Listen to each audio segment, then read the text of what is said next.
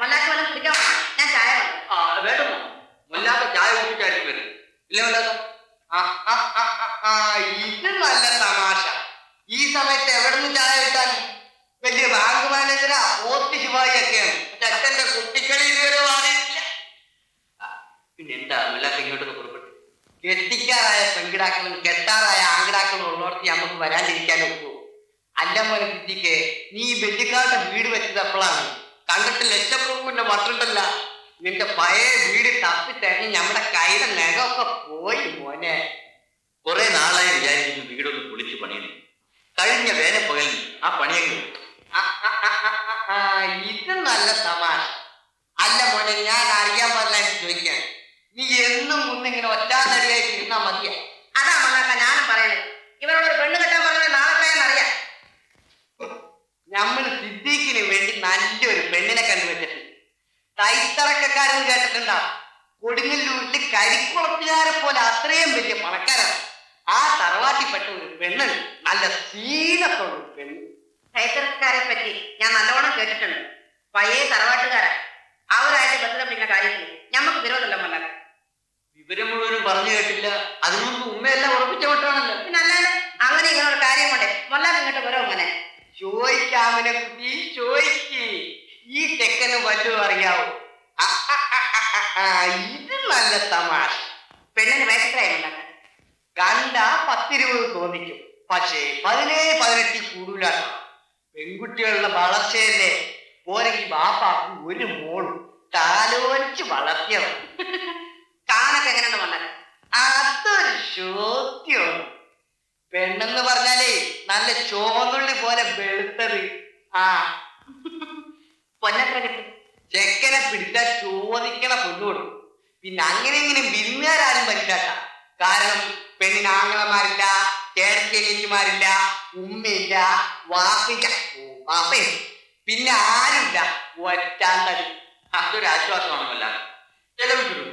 എനിക്ക് പെണ്ണിനൊന്ന് കാണണം. ബാക്കി കാര്യങ്ങളൊക്കെ പിന്നെ പറയാം. അതിനെന്താണ് മോളെ, ഇപ്പോഴെങ്കിൽ ഇപ്പൊ പോയി പെണ്ണിനെ കാണാല. ഇത് നല്ല തമാശ. ഏതായാലും അടുത്ത വെള്ളിയാഴ്ച ഞങ്ങള് പള്ളിയിൽ നിറങ്ങിട്ട് വരാം. ഓതി കഴിഞ്ഞിട്ടുണ്ട്. ഈമാൻ കാര്യങ്ങൾ എത്ര?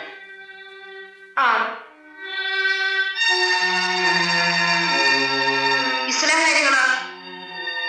5.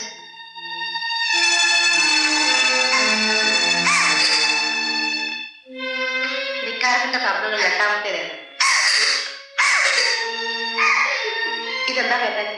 ഞാൻ ഇസ്ലാം കാര്യങ്ങളും ഈമാൻ കാര്യങ്ങളും ചോദിച്ചതിന് സുബേദ കരയുന്നു. അത് വേറെ ഒന്നല്ല തൊട്ട്. തൊട്ടാനെ കണ്ടപ്പോ സുബേദ കവക്കടെ അമ്മയുടെ കാര്യം ഓർമ്മ വന്നിട്ടുണ്ടാവും. തൊട്ടാനെ പോലെ തന്നെയാണ് സുബേദാണ്. തൊട്ട് ചായോടി പ്രത്യേകിച്ചൊന്നും ഞാൻ പറയേണ്ടതില്ല. എന്ത് പറയാൻ, എല്ലാ വിവരങ്ങളും നമ്മൾ പറഞ്ഞിട്ടുണ്ട്. നമുക്ക്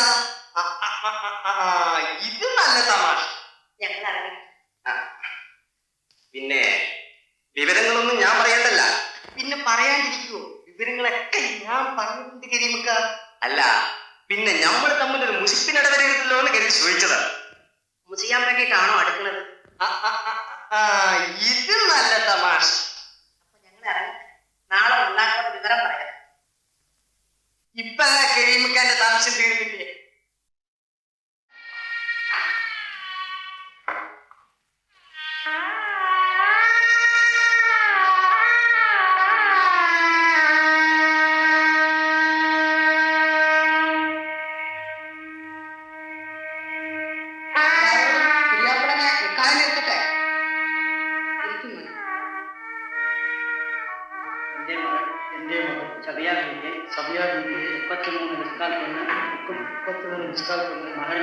മഹറിന് പകരം ഞാൻ നിനക്ക് വിവാഹം ചെയ്ത് ഹലാലായ ഭാര്യയാക്കി ഇണ ചേർത്ത് പൊരുത്തപ്പെട്ടു തന്നിരിക്കുന്നു.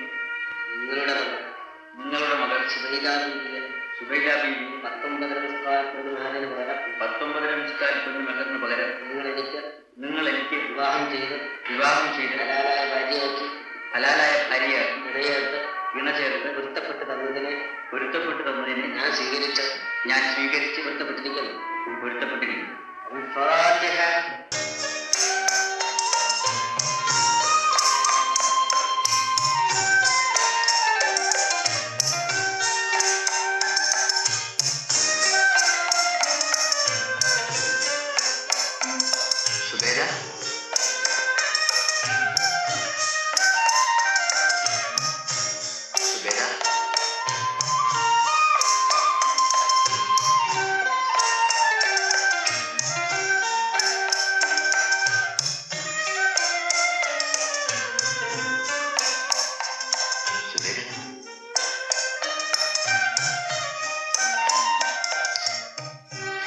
എന്താ സുബൈദ നീ കരയുന്നത്? നീ എന്താ മറുപടി പറയാ?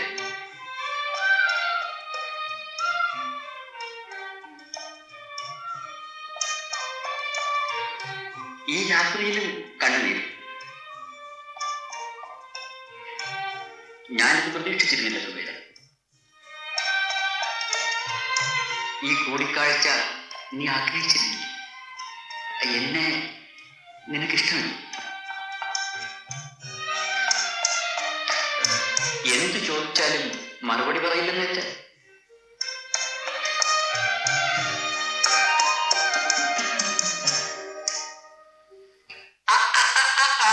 ഇത് നല്ല തമാശ. ഇതേവല്ല 100 ഉറുപ്പ്യ. നമ്മളെ മനസ്സ് സന്തോഷമായതുപോലെ തന്നെ നിങ്ങളെ മനസ്സിന് സന്തോഷമാവട്ടെ മല്ലാക്ക. ഇക്കാടെ മനസ്സ് സന്തോഷമാണോ എന്നാ ഈ മൊല്ലാക്കാടെ മനസ്സ് സന്തോഷമാണ്. നമ്മൾ ആശിച്ചതുപോലെ ഒരു തെറ്റിനെ നടത്തി കെട്ടിയില്ലേ മല്ലാക്ക. ജബ്ബാറിന്റെ കല്യാണത്തിന് അന്ന് തന്നെ സുബൈദാന്റെ കല്യാണം നടന്നു. ഇതിൽ കൂടുതൽ എന്ത് സന്തോഷമാണെങ്കിൽ വരാനില്ലത് മല്ലാക്ക. ഇത് നല്ല തമാശ.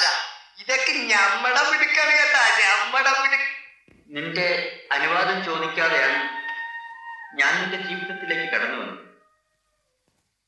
അത് നിനക്ക് ഇഷ്ടമല്ലെങ്കിൽ തുറന്നു പറഞ്ഞേക്ക് സുബൈദ. ഞാൻ 4 കൊല്ലം മറ്റൊരുത്തന്റെ ഭാര്യയായിരുന്നെന്ന്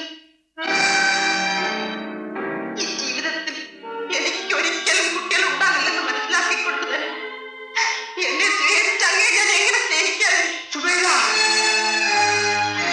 നീ 4 കൊല്ലം മറ്റൊരുത്തിന്റെ ഭാര്യയായിരുന്നു. നീ പ്രസവിക്കാതാണോ? എന്താ ഇതൊന്നും അറിഞ്ഞുകൊണ്ടല്ലേ നിങ്ങൾ എന്നെ വിവാഹം ചെയ്തത്? ചതി, കൊടും ചതി. എന്റെ റബ്ബേ, എന്തെല്ലാമാണ് ഞാൻ ഈ കേൾക്കുന്നത്? എന്താ ഈ വഞ്ചനയെ കുട്ടി നിനക്ക് ഒന്നും അറിയുമോ? അതെ, എനിക്കൊന്നും അറിഞ്ഞു. ഇല്ല, ഞാനിതൊന്നും വിശ്വസിക്കും. നീ നിന്നെ വഞ്ചിക്കുകയാണ്. ഞാൻ സത്യമായി പറയാ, ഞാൻ ആരെയും വഞ്ചിച്ചിട്ടില്ല. ഞാനൊരു സ്വപ്നത്തെ പോലും വിചാരിക്കാത്ത കാര്യങ്ങൾ.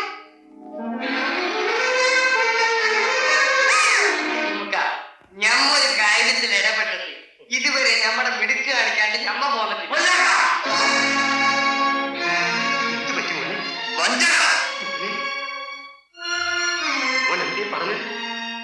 ഞാൻ വഞ്ചകനെന്ന? ഇല്ല മോനെ, ഇല്ല. ഞാനൊന്നല്ല, ഞങ്ങൾ തറവാട്ടോടെ ഞങ്ങൾ ആരും വഞ്ചിച്ചിട്ടില്ല. ഇല്ല, നിങ്ങൾ വഞ്ചിച്ചിട്ടില്ല. മഹത്വമുള്ള തറവാട്ടുകാരല്ലേ നിങ്ങൾ. 4 വർഷക്കാലം മറ്റൊരുത്തന്റെ കൂടെ ജീവിച്ച് അവസാനം കുട്ടികളുണ്ടായി എന്ന കാരണത്താൽ മുഴുവനെ ഉപേക്ഷിച്ചവർ എങ്ങനെ ആ വിവരം ഞങ്ങളിൽ നിന്ന് മറച്ചു പിടിച്ചുകൊണ്ട് നിങ്ങൾ എന്റെ നിലയിൽ കെട്ടിവെച്ചത് അത് വഞ്ചനയാണ്. അതിന്റെ പേരായിരിക്കും തറവാട്ടിട്ട് വന്നു അല്ലേ? ആ വിവരം നിങ്ങളെ അറിയിച്ചിട്ടില്ലെന്നോ? ആ വിവരം നിങ്ങൾ അറിഞ്ഞിട്ടില്ലെന്നോ? എന്റെ കുറ്റങ്ങളും കുറവുകളും മറച്ചു വെച്ചുകൊണ്ട് നിങ്ങൾ എന്തിനാണ് ബാപ്പ എനിക്ക് ഇങ്ങനെ ഒരു ഭർത്താവിനെ ഉണ്ടാക്കിയത്? ഞാൻ ബാപ്പയ്ക്ക് അത്ര ഒരു ഭാരമായി തീർന്നോ ബാപ്പ? ഇതിനേക്കാൾ പേരും നിങ്ങൾ എന്നെ കൊന്നുകളയായിരുന്നു. മോളെ, ഇപ്പോഴും പപ്പാനെ കുറ്റപ്പെടുത്താണ്. മോനെ, ശബ്ദിക്ക്. മണിക്കൂറുകൾ തികയും മുമ്പേ തലാഖ് ചൊല്ലേണ്ട ഒരു ഗതികളിലേക്ക് നിങ്ങൾ എന്നെ കൊണ്ടുവന്ന് എത്തിച്ചിട്ടും നിങ്ങൾക്ക് തൃപ്തിയായില്ലേ?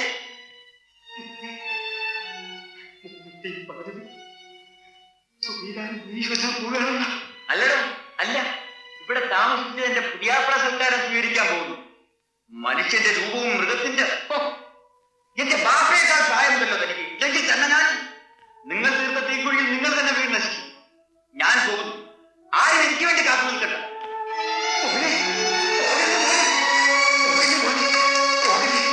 ഒന്നും അറിയാത്ത, ഒരു കുറ്റം ചെയ്തിട്ടില്ലാത്ത എന്റെ മോനെ ഉപേക്ഷിച്ച് നീ പോകല്ലേ മോനെ, പോകല്ലേ. വേണ്ട ബാപ്പ, വേണ്ട.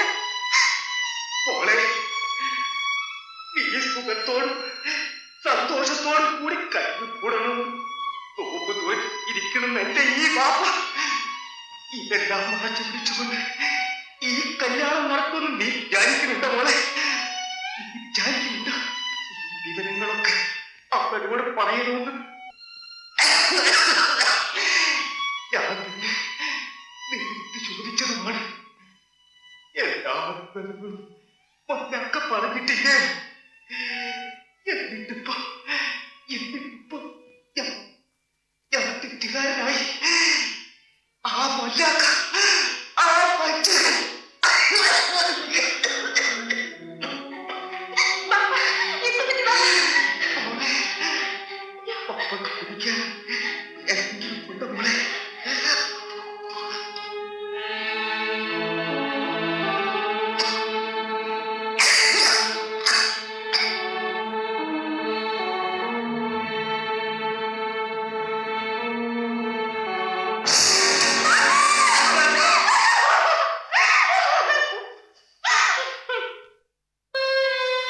ഒളിച്ചെറിയവർ നമ്മോട് പ്രവർത്തിക്കുമെന്ന് ഞാൻ സ്വപ്നത്തിൽ കൂടി വിചാരിച്ചത്. ഇവരെ നാലുപേരെ അറിഞ്ഞാൽ നാം എങ്ങനെ പുറത്തിറങ്ങി മുഖം നിവർത്തി നടക്കും? ആരാണ്? അകത്തേക്ക് വാ.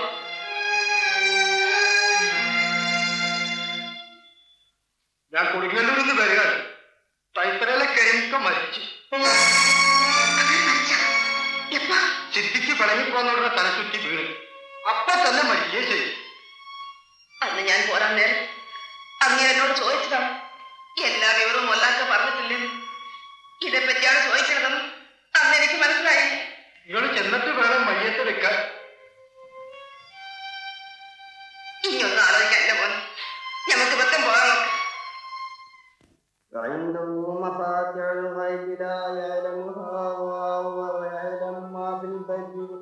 والبير وما تسقط من بركة إلا يعلمها ولا حبة في ظلمات الأرض ولا رطب ولا يابس إلا في كتاب مبين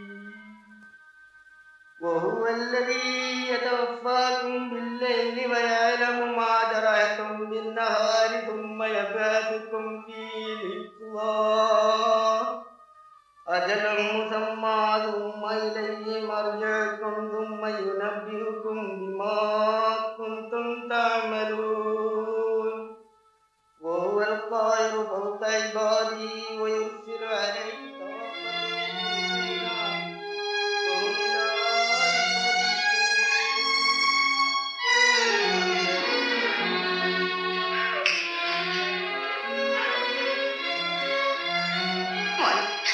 നീ അവിടെ ഒന്ന് സമാധാനിപ്പിക്കും.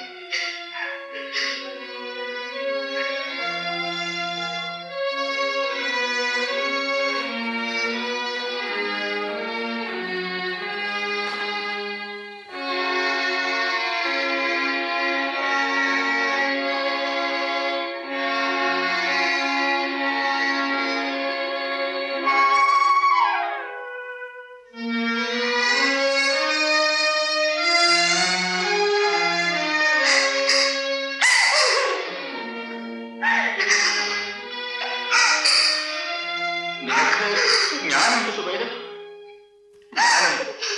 ഉറക്കത്തിനോട് കൂടെ വിചാരിക്കാത്തൊരു മരണമാണ് തെരുമുക്കട മരുന്ന്. മോക്കട കല്യാണം കഴിഞ്ഞിട്ട് അതൊന്നും കണ്ട് കൊതി തീരാനൊക്കെ കഷ്ടമായി പോയി. എന്തൊട്ട് കഷ്ടമുള്ള നമുക്ക് ഈ പറയുന്നത് അങ്ങനെ മയക്കിലോട്ട്